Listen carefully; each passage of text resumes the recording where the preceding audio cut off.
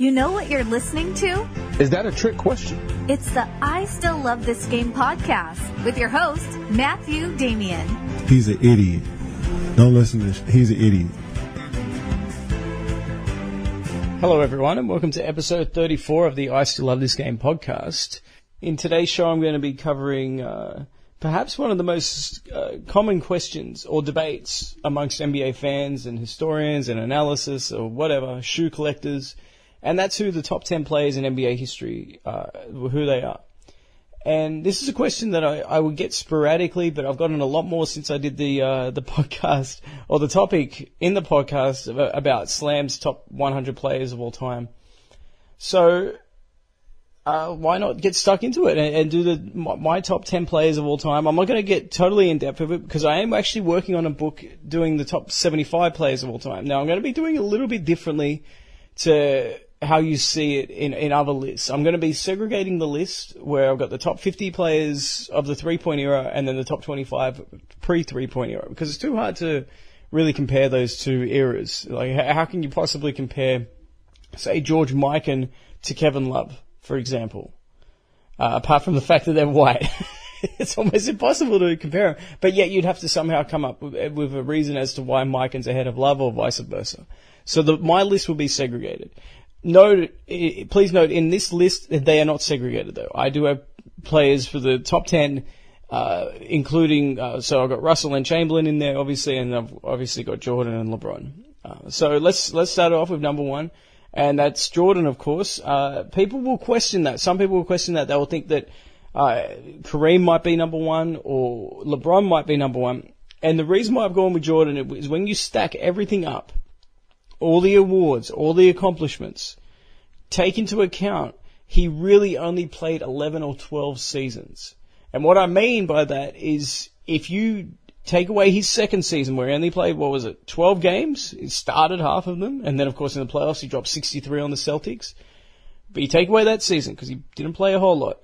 Then you take away, obviously, 94, he didn't play any games. 95, he played 17 games. And then he came back for the playoffs. And then he had two more seasons out in Washington. So that's 4 seasons right there that you instantly have to essentially wipe off the books. So all of his accomplishments came from such a condensed period of time. So we're talking about 6 championships, 6 finals MVPs, 5 MVPs, countless scoring titles, countless defensive player, all defensive team, all NBA team, defensive player of the year award once as well. All those awards came, and those accomplishments came during really an 11-year period. You're talking about such a condensed time frame for him to accomplish everything. And when you add it all up, some players dominated from an individual standpoint in terms of statistics, like Wilt Chamberlain and LeBron. Some people dominated in terms of winning, like Magic or Bill Russell. Jordan is the best combination. And as I said, he did it in only 11 seasons. So I've got to have MJ as number one, which really shouldn't be controversial. But what will be controversial to a lot of fans is the fact that I got Wilt Chamberlain at number 2. I was thinking about pausing there for about 5 to 10 seconds so you guys can get back up off the floor after hearing that. But I got Wilt at number 2, and there's a few reasons for that. One is he modernized the game of basketball. Before Wilt, you had obviously Bill Russell, you had George Mikan, Bob Cousy, guys like that. But what Wilt really did was he brought a genuine athleticism, a genuine level of athleticism that forced the game, put the game into a crossroads. Does it go down the athletic part or does it go through an intelligence part? How do you beat this guy? Do you match it with athleticism or do you outsmart it? Now, Red Auerbach, Bill Russell, they outsmarted it, but they did also have a hell of a lot of talent alongside it. What was it, 8, 9 Hall of Famers, not including the coach, on those legendary Celtics teams? The thing that strikes me the most about Wilt is he didn't have great coaching around him, but he figured it out. He did figure this out. He did work out that he had to adapt his game, and he went from leading the league in scoring to getting the most assists in the season, in the 68 season, the year that they won the championship and they broke the Celtics dynasty. So the 67 season, not the 68. The 68 they lost. They were up 3-1 to the Celtics, if you can believe that. And they still lost. Now, when you look at it, this is why I have Wilt at number 2. Now, you say about anybody, and you could apply this to Jordan, I think, as well as certain guys. Maybe Magic would apply. This would apply to as well. Although question marks as to how he would handle today's era are definitely valid. But with Wilt, you can put him in any era, absolutely any era, and he would have been a terror. And put him in maybe a decade before he actually arrived in the NBA, and my goodness, what he would have done to the guys like George Mikan. If you put Wilt in an era where there was no Bill Russell, what would have happened? Now, you put him in the era of the 70s. He did play in the 70s. You put him up against Kareem or Lou Alcindor at that point. Now, he held his own. Wilt held his own up against Kareem, and that's when Wilt was in the twilight of his career, and he had a banged-up knee. So you imagine a prime Wilt, what he would have done to Kareem. You put him in the 80s, it gets even more impressive because the game's developed at that stage. You'll actually have guards who know how to play. You'll actually have coaches who know how to utilize that talent. Can you imagine him playing for Pat Riley on the Showtime Lakers instead of Kareem? That would have been insanity if he was on that team. Because you think that some of those seasons that the Lakers won, they won in spite of Kareem. Now, you put Wilt in a situation where all he has to do is rebound, all he has to do is block shots, and he was still an incredible athlete, so he gets out on the break much more than what Kareem does. You could run an offense with Magic Johnson or Wilt, both incredible passers of the basketball. They may have won 7 or 8 titles in the 80s as opposed to winning 5. Had you have Wilt Chamberlain instead of Kareem. In the 90s, if you had, even though there was so much talent at the center position in the 90s, from Shaq to Patrick Ewing to David Robinson, Hakeem Olajuwon, Alonzo Mourning to Dikembe Mutombo, all those guys were all-stars and all worthy all-stars, right? But if you had put Wilt in a situation where you could actually be physical, remember he played in the 70s and 60s where they didn't allow players, they would call a lot of soft calls on big guys who were physically dominant. Now all of a sudden you got an era where that's being encouraged and embraced and empowered by the NBA. Shaq, I don't know how many times Shaq would lower his shoulder, just send his defender flying to the floor, and they call a foul on the guy on the floor while Shaq dunks it. My goodness, what Wilt would have been able to do in the 90s would have been historic. Now, he would have had problems with some guys like Olajuwon. Now, if you had to go up against Olajuwon, that would have been interesting. But Wilt was a specimen defensively. He would have, and I say this without exaggeration, he probably would have averaged for the entire decade probably around 7 to 8 blocks a game. I don't know how many rebounds he would have gotten. It would have been something else. It would have been incredible. The 2000s, you get the same kind of calls, but with less talent. Dikembe Mutombo, Alonzo Mourning, all those guys, David Robinson, Hakeem Olajuwon, all those guys have drifted out, and it really hasn't been a new era. And that's why Shaq really ran rampant. Of course, Tim Duncan came through, but you saw an era of guys like Kevin Garnett, Dirk Nowitzki, 7-footers who weren't really playing inside. So all of a sudden, Wilt would have been, as Shaq would say, barbecue chicken. It wouldn't have been barbecue chicken. It would have been barbecue chicken flavored chips or potato chips, going up against some of the guys playing the center position in the early 2000s. It would have been interesting to see him up against Ben Wallace, because Ben Wallace was no joke. And then, of course, in today's game, he would be even more impressive because he would have developed a three-point shot. He did everything he needed to do to be effective, whether it was changing his style of game or changing the repertoire of his game or changing his mentality of his game in order to be effective, granted the situation of the team. Just think back to the 72 Lakers. He only took about 10 or 11 shots in that season, and he shot around 65% from the field, which is so incredibly good.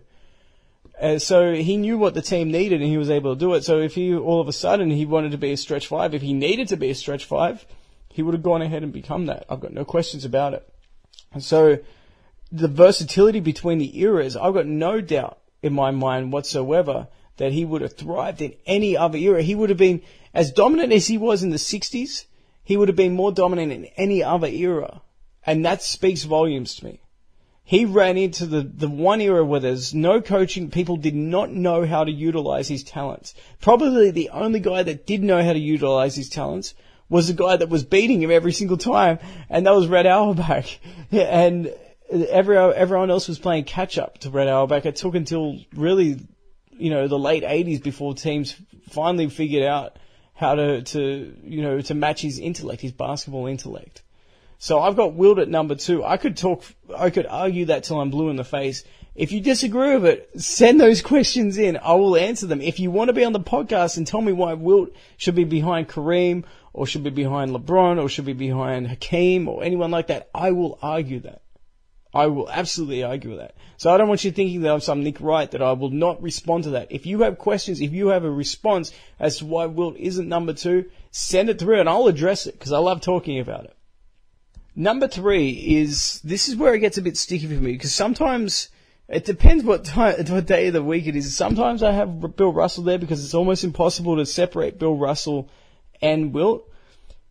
And as much as Wilt gets points for dominating the game athletically and really revolutionizing the game, Bill Russell really revolutionized the game in terms of from a winning standpoint. Now, why I don't have him at number 3 now, I actually have him at number 5, is I find it so difficult as to who do I give credit for really revolutionizing and winning all those championships. Is it Red Auerbach or is it Bill Russell? It's a question that I'm really struggling to find an answer right now. But I'm leaning more towards it's a little bit of both. And if it's a little bit of both, then I can't give Russell all the credit. So he's actually number 5. So at 3 and 4, I've got Larry Bird and Magic Johnson. In no particular order, by the way. If you put a gun to my head and made me choose, I would absolutely choose Magic just because of the longevity. But these guys cannot be separated.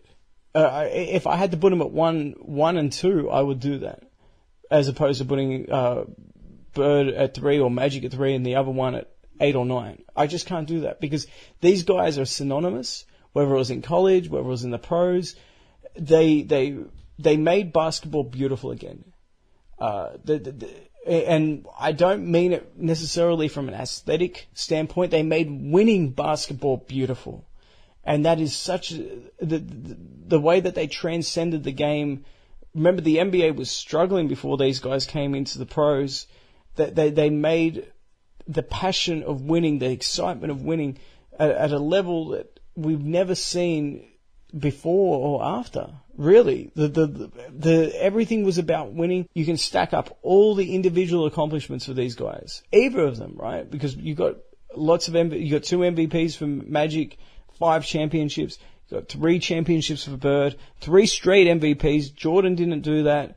Kareem didn't do that. In fact, I think the only person that did that was Bill Russell, or it may have been Wilt. It was way back, right? It's been a while, and nobody's done it since. So you add all those up, but they're known for their winning culture, their winning mentality, and that had a follow-on effect in the NBA. That went to Magic, from Magic and Bird, it went to Isaiah, and then went from Isaiah to Jordan, and then it kind of fizzled out a little bit. Kobe tried to sort of have it, but it hasn't been seen since. And that's when basketball was great. That was the golden era. The 80s was the golden era. The golden rivalry was the Lakers and Celtics. And the two figureheads during that golden era of the 80s are Magic and Larry Bird. So I can't separate them. And I've got to have them this high. If you disagree with it, well, you can disagree with it. But I without question. And if I had a Mount Rushmore, these 2 guys would be on it. If I had a starting 5, these 2 guys would be on my starting 5, without question. And you can have LeBron, you can have Hakeem, you can have Kareem, you can have all those other guys. I will happily take Magic and I will happily take Larry Bird, because they will make their teammates better. They will understand what their teammates need. They were consistently excellent, and they were just dominant players who brought out the best of them. You take away Larry Bird from the 80s, Magic Johnson wins about 8 rings. In the 80s. You take away Magic Johnson from the 80s, Larry Bird walks away with 6 or 7 rings. That is a telling stat, because I'm not going to discount them or penalize them for having to play against each other. These are two of the greatest players of all time. And they elevated basketball. They were maybe the two guys, with the exception of perhaps Wilt Chamberlain, that elevated basketball. They took it from a certain level and they elevated it so high. Jordan did it too, but maybe not to the same extent that these guys did. And I'll give them all the credit in the world. Number 5 is, I mentioned him before, is Bill Russell. And the reason why I don't have him in the top 3 anymore, and this will probably change tomorrow, I'll probably wake up thinking, what was I thinking? I'm the biggest dumbass in the world. But the reason I don't have him in the top 5 anymore is I have to give Red Auerbach a lot of credit for creating that winning culture. If they didn't have that, if Bill Russell was the lone figurehead in a similar way to Larry Bird was to the 80s Celtics, then yeah, I'd say Bill Russell definitely deserves to be in the top 3. But because I've got to give a lot of credit to Auerbach for creating that winning mentality and that winning culture, he drops down, unfortunately. He does receive a minor penalty, but we're talking about supreme nitpicking here, by the way. Absolute nitpicking. But top 5 all time is still it's better than what a lot of people give him, but let's put it that way. At number 6, I've got Kareem, and quite honestly, people say he's underrated, but he's been for a while the number 2 or the second most popular choice of being number 1 amongst fans. LeBron may have overtaken him in that. I haven't really sort of sat down to think about that. But he does have a resume that is almost second to none. The reason why I've got him at number 6 is I don't trust him as being really he's walked away with 6 titles, which is great, right? He only walked away with 2 finals MVPs out of those 6 finals, those 6 championships. So what does that tell me? That tells me most of the time, I wouldn't say he was carried, but he wasn't the dominant player on his own team. So do I give him credit for those titles? Probably, well, I mean, yeah, he does, but not to the same extent. It's not. See, if Karl Malone had won in 2004, would we have given him the same amount of credit for winning in 2004 as if he had won in 97 or 98 up against the Bulls and him being an MVP candidate, or the runner-up in 98, and of course the winner in 97, which he didn't deserve, but regardless. And my point is, with Kareem, do we also discount him because he was playing alongside Magic, and prior to that he was playing alongside Oscar Robertson.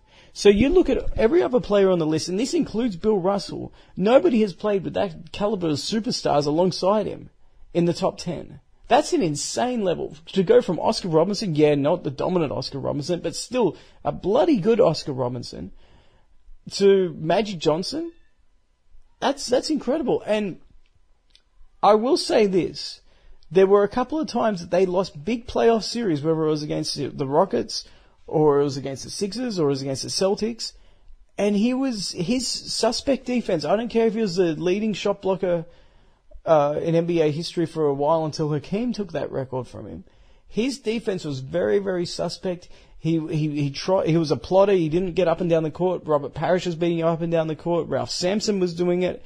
Hakeem was doing it. Moses Malone was doing it. Dave Cowens was doing it. There's no reason for these guys to be able to get those cheap baskets, and a lot of times it costs them big playoff games, a big playoff series. So, yes, if you're just looking at the totals, he's probably number 1. But we're not looking at the totals because he played 19 years or 20 years. So it's impossible to quantify what he did as opposed to what Wilt did, or what Larry Bird did, or what Michael Jordan did in such shorter periods of time. Now, he absolutely deserves his spot on the list, and is a top 10 player of all time. If people say he's a Mount Rushmore player, I've got no real questions with that. But when they put him in the top as number 1 or number 2, then yeah, I've got an issue with that. Because you can't just look at what he's done over 20 years and say, well, add up what he's done in 20 years. That's like playing 8 quarters of basketball as opposed to 4 quarters of basketball. Say, well, our team scored 170 points, you scored 105. Well, duh, of course you're going to have more of rebounds, more points, more championships, more MVPs. I mean, that makes, that's not a very strong argument in my opinion. The other thing that I've got to point out is when he did play against quality competition, Hall of Fame competition, he wasn't always dominant. Whether it was Dave Cowens, whether it was Wilt Chamberlain in the twilight of his career, whether it was Moses Malone or Ralph Sampson or Robert Parrish, there was plenty of times where he did not live up to those expectations. So there's a couple of reasons why I've dropped him down, as to people expect him to be a little bit higher, but I've got him further down on my list. Number 7 is a guy I just mentioned quite a few times, and that's Hakeem Olajuwon. Now, people might think that's crazy. and people included in that list that might think that that's crazy would have been me a couple of years ago, because I had Hakeem as number 5 as a center alone. And that just shows you how heavy, top heavy that position is. What I can't get out of my head is that run that he had in 94 and 95. And that's when he went through Barkley twice, he went through Karl Malone twice, he went through Patrick Ewing, he went through Clyde Drexler in 94, he went through Shaq, he went through David Robinson. And when I say he went through, I'm not talking about this getting by the skin of his teeth. I'm talking about complete domination of these great players. Now, what impressed me the most about that is you think of guys like Shaq, David Robinson, even Karl Malone. They were that much more physically imposing, and Patrick Ewing too, by the way, than what Hakeem Olajuwon was. Hakeem Olajuwon was really a power forward in the NBA. His body was that of a power forward. He played out of position his entire career, and this is when positions mattered. This is when he went, instead of going up against Sean Kemp, which he had to, but instead of going up against like a lean 6'10" mobile guy, which is what Hakeem was, he was going up against, Dikembe Mutombo, Patrick Ewing, Shaquille O'Neal, David Robinson, these monsters, absolute incredible physical specimens, super athletic, and he not only held his own, but he dominated these guys. That's incredible. Now, the reason I don't have him higher is it's a 2-year run. So I can't, as much as I want to put him higher, and believe me, I want to put him higher. I want to put him in the top 5. I really do. But the fact is, his run wasn't sustained long enough. He should have been, in 93, they pushed the Sonics to a 7th and deciding game, but they lost that. They were swept out by the Sonics in 96. For those 2 years that they won, there was disappointments for a long period of time with Hakeem's career. Now, he made up for it, but as I said before, when we're talking about this level of greatness, there's not a whole lot between number 1, or maybe number 1 there is, but from number 2 to number 7, there's not a big difference between them. So there is nitpicking involved with some of this stuff, and that's my nitpick against Olajuwon, is his run of dominance was only really 2 years. As great as it was, it might have been the greatest 2-year run by an individual, especially in the playoffs in NBA history, but there just wasn't enough of it. So that's why I've got him at number 7. Number 8 is really, these guys should be compared a lot more, because it's always a fascinating discussion to have. It's almost like Wilt versus Russell or Bird versus Magic, and that's Tim Duncan. I love the comparison of Tim Duncan to Hakeem Olajuwon. Which one do you take? Do you take Olajuwon, who was a flash in the pan, or Duncan, who had a long career of winning and excellence? When Duncan entered the NBA, he was really the last truly great big man, by the way. Shaq obviously came in and was more dominant, but Duncan was the last guy that really came in with all the fundamentals and played that position. We've seen glimpses out of that from Embiid, but he's nowhere near that level yet, so we're not even going to have that discussion. Duncan has been the last up until this point. And the thing that impressed me about Duncan was, for the first, 8 years of his career, he was All-NBA first team, he was All-NBA first defensive team. Those two things speak volumes to me. Because, honestly, for the first 6 or 7 years, you can stack up his career to anybody else's in NBA history for their first 6 or 7 years. He won multiple championships, multiple MVPs. As I said before, he was an All-NBA first team member all of his years for the first 7 years, and All-NBA first defensive team all of those years. That's incredible. His 2003 season is often undervalued and underappreciated. He was the catalyst in them winning, in them breaking the Lakers dynasty, with the Shaq and Kobe dynasty. He was the guy. And he did that with a rookie Manu Ginobili, who was a seasoned rookie, I'll give you that, because he played overseas for so long.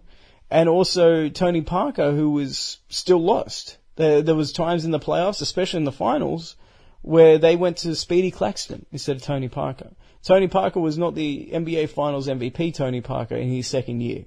He was an enigma, and Popovich didn't really know how to play him, so plenty of times he didn't play him and went to Speedy Claxton of all people.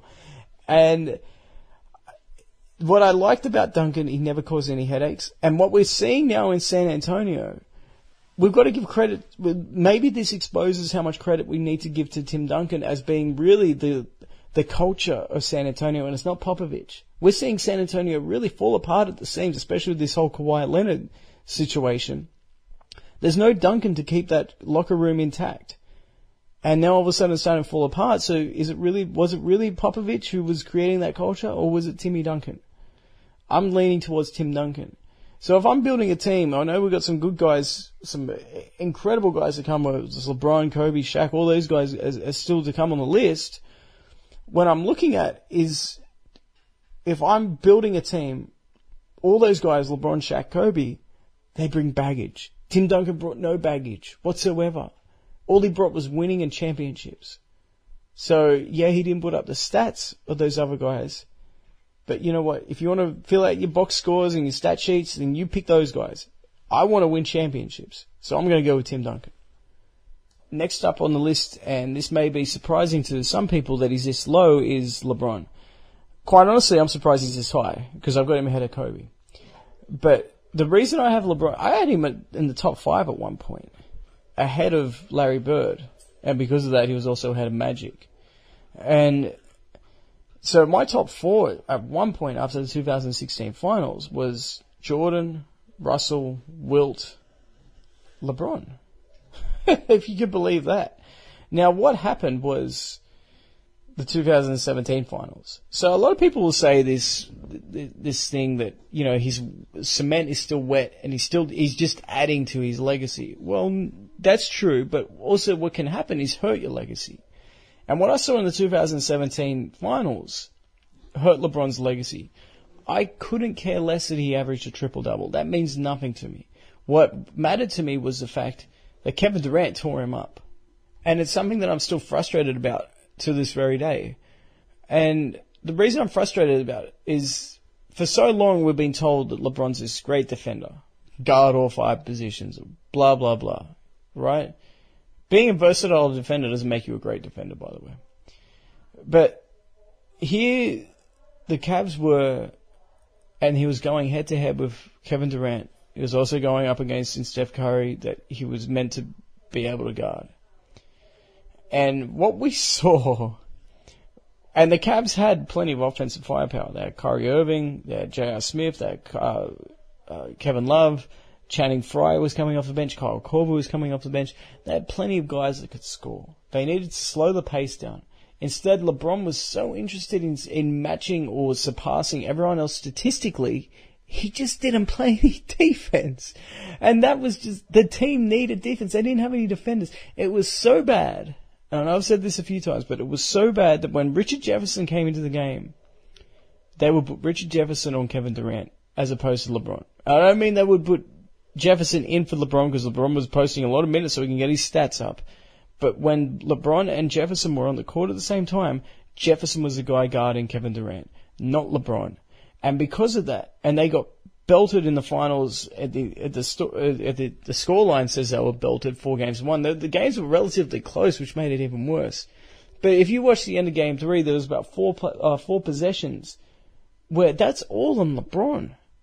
Those possessions, it wasn't even just that last pull-up 3 that killed him. There was him going under screens and or switching and leaving Tristan Thompson out there on an island with Kevin Durant. Like, why? You're meant to be the best defender. You think you're the best defender of this generation. You're in a situation where you're going up against probably the best scorer of this generation. Why are you going to switch and let Tristan Thompson guard him? Or Richard Jefferson guard him? That's just idiotic. And then when he was switching on to Steph Curry was torching him. His defensive performance dropped him way down. And then also all the drama this year. He's running teammates away left, right, and center. Look at how much better Kyrie Irving has been in terms of his leadership this season without LeBron. Then you look at guys that have played with him, whether it's Isaiah Thomas or Jay Crowder or even Dwayne Wade, how much better they're playing without LeBron as opposed to playing with him. The LeBron offense, which is really everyone standing around and LeBron go ISO, and if there's a double team, he kicks it out to you and then you shoot it. That's great for his stats.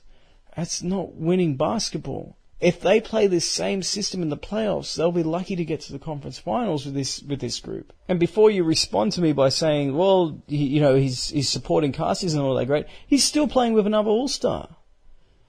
That's exactly the same amount of All-Stars that Michael Jordan played with during his 6 championships. Now, I will accept that Jordan also played with another Hall of Famer in Dennis Rodman. However, Dennis Rodman was on the scrap heap when they picked him up, in a very similar situation to Dwayne Wade being on the scrap heap when the Cavs got him. So to me, Jordan was able to maximize players around him, and he had a history of maximizing players around him. LeBron has never shown me that, ever. The only guy I could honestly say that about, apart from Mo Williams, let's not even talk about Mo Williams because he's not worthy of being in a discussion of Kyrie Irving and the players that Jordan maximized, whether it was Scottie Pippen or Dennis Rodman. But the only other guy was Kyrie Irving that you could say, well, LeBron took him under his wing and he became better at playing alongside LeBron. But then all of a sudden Kyrie Irving goes to Boston, and had he not been injured for a good part of this season, and he'd be a top 3 MVP candidate. He may still be a top 3 MVP candidate. So he's actually taking his game to new heights without LeBron, not the other way around. And we've seen this historically, whether it was Chris Bosh. Chris Bosh was an MVP candidate in Toronto before he went down to Miami. Dwayne Wade was a legitimate MVP candidate as well down in Miami. He was a finals MVP. He was a champion before he teamed up with LeBron. So I don't want to hear that he doesn't have help. He gets plenty of help. He doesn't want to use that help because he's more infatuated with stats. He thinks that's a way of achieving greatness. Now, he's still in the top 10. But I'm so disappointed in him because since he won that 2016 title, he has seen more. It seems like, to me, from an outside perspective, that he is more interested in stats than he is winning. He's more interested in how he looks as a player individually than becoming, after the 2016 title, he had 3 rings. This is now the 2nd season after that. If he had followed that level, that standard of excellence from the 2016 finals, which in my opinion was the 2nd best finals performance of all time behind only Jordan in the 93 finals. So that after the 93 finals, all the other great appearances by Jordan were not as good as the 2016 finals by LeBron, in my opinion. Now, had he followed that up and not disenfranchised Kyrie Irving and found a way to incorporate Kevin Love into it, they could have easily won last year had LeBron not been so enamored with his stats and not playing defense. They could have won last year, and who knows what they could have done this year. We could be looking at them being on the verge of a 3-peat. And then all of a sudden, guess what? If they did win a 3-peat, that's 5 rings. Then he'd be worthy of being the number 2 player of all time, if not the greatest player of all time. And he squandered that because he's not interested in that. He says he is. Actions speak louder than words. And if you're interested in winning, figure out what your team needs and then go out there and provide what your team needs. That's what all the great players have done. Except for him.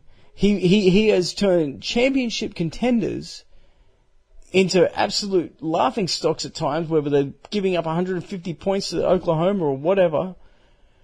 He's turned them into laughing stocks just so it's the right system for him, the right offense for him, so he can get his stats. And quite honestly, this position might be too high for him. And rounding out the list is Kobe at number 10. So Shaq misses it. And now I know that's controversial, and I'll address that in a second. But I've got Kobe at number 10, 5 rings, 1 MVP, 2 finals MVPs, probably should have only been 1. Pau Gasol should have won in Pau Gasol. My apologies, but recording this all the way through. I'm not editing it. It's all off the top of my head. So honestly, if I make some mistakes with some of the stats as well, please excuse me. But yeah, Pau Gasol should have won in 2010 against the Celtics as the Finals MVP. But Kobe's ability to score, his leadership, is why I've got him ahead of Shaq. And the thing about Shaq, which was so damning to me, was there's a bit of frustration there that I had, which is similar to LeBron. It's even worse though with Shaq. Shaq never worked on his foul shots. I don't care what he says. He never worked on them. He was out of shape. It's relatively speaking, right? If you compare him to, your next door neighbor, he was in incredible shape. But when you're talking about the greatest athletes in the world, he didn't live up to expectations from an athletic standpoint. When he was in shape, my God, he tore the league apart in 2000 and 2001. But then he coasted. In 2002, he was coasting, which kind of says how good he was. But here's the thing. Here's the big knock on him. Foul shooting was a problem. His inability to, I don't want to say inability. His lack of desire or interest to play defense is another, especially on the perimeter. Chauncey Billups won the Finals MVP because he would not step up and flash on screen and roll situations or just screens. When Ben Wallace was setting a screen and then Gary Payton was getting clean on it and Shaq was just letting Chauncey Billups get wide open jump shots. Completely inexcusable in the NBA Finals. Like, are you kidding me? Just think to all the dominance that Shaq had. And that was off the back of his strength, his physical strength, an awkward baseline hook shot, and an even more awkward, I guess you want to call it jump hook coming across the lane. If he had 2 or 3 more post moves, a 10 to 15 foot jumper, so if you could play essentially a pick and roll with Shaq, as opposed to being exploited by one if you had him on your team, kind of like a Karl Malone shot. And then if he shot 65-70% from the foul line, he would have been completely unstoppable. The only way teams would slow him down was by hacker Shaq. And the frustration is just, once he got away from Kobe, who I've actually got ahead of him in this list, once he was traded from LA, he was partnered up with Dwayne Wade, and Dwayne Wade carried him to the championship. And he's got 4 rings, but the same way that Kareem has 6 rings, I don't really classify that 4th ring as really monumental for Shaq, because Jerry Stackhouse said it best. Of course, Jerry Stackhouse was on that Dallas Mavericks team that lost to the 06 Miami Heat team. And he said, we preferred it when Shaq was on the court. And the reason that they preferred it was because Alonzo Mourning was Shaq's backup. Of course, remember, Alonzo Mourning had the kidney ailment. But Alonzo Mourning played with such intensity and desire that they preferred to have Shaq on the court. So how valuable was Shaq if they preferred the backup of Miami being on the court as opposed to Shaq? That speaks to me that he was carried big time to that 4th ring. So the point that I'm making is Shaq should have won a lot more, and he's the reason they lost some of those series, whether it was the series to the Pistons or the series against a couple of series against the Utah Jazz when they were obviously running pick and roll in 97 and 98, and of course you had the Spurs in 99 that really took him out of his game by forcing him into shots that he can't make because he didn't have those counters. If they just threw their body, whether it was David Robinson or Tim Duncan or Malik Rose, remember that guy, they would just throw their body into him and just not allow him to just lower his shoulder and dunk on people. They forced him to shoot what seemed awkward 8-foot jump shots to him, and he was bricking them. So once again, he just didn't have a counter. It was just frustrating. Like, he should have been better. He should have been the best player of all time. He absolutely should have been. Instead, he walked away with 4 rings. He walked away with 1 MVP. That by itself is not enough. Most dominant ever, maybe, for those couple of those years. But also, let's keep in mind that those couple of years were very thin at the center position. Dikembe Mutombo was 34 and was All-NBA second team. Keep that in mind. I mean, he wouldn't be able to pull that kind of crap in the 90s, or the 80s, or the 70s, or the 60s. He wouldn't have been able to, because there's too much talent at that position.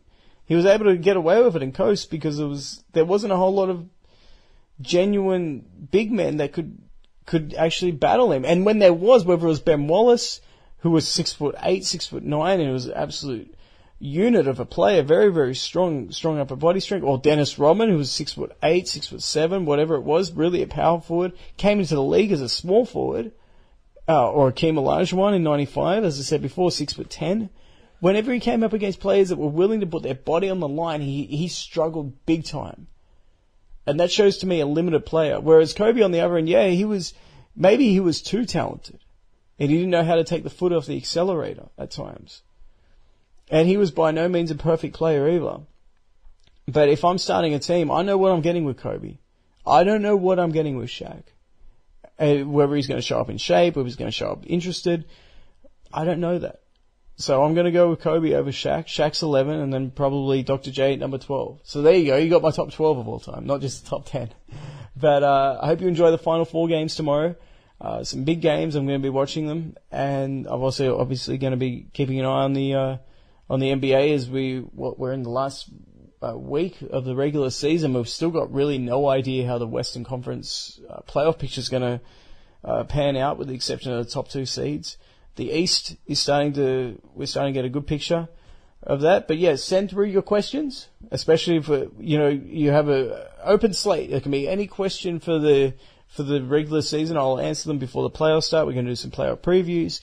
The podcast will be coming up much more frequently through the playoffs. We may even do 4 podcast episodes a week, because we're going to get some great playoff games, especially in the Western Conference.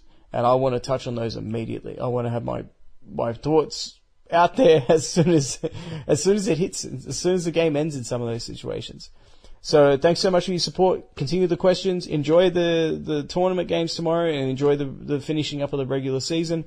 Also tomorrow, big news. We will have the Hall of Fame will be announced. The finalists for this year's Hall of Fame will be announced. And that should be interesting, because you've got guys like, there's already reports out there that Grant Hill, Jason Kidd, Steve Nash have made it. I wanted to hold off before we see, because there's guys that are deserving that I hope make it, like Chris Webber. I want to see if they make it as well before I do a Hall of Fame episode and start talking about their careers. But anyway, thanks a lot, guys, for listening, and I'll catch you guys next time.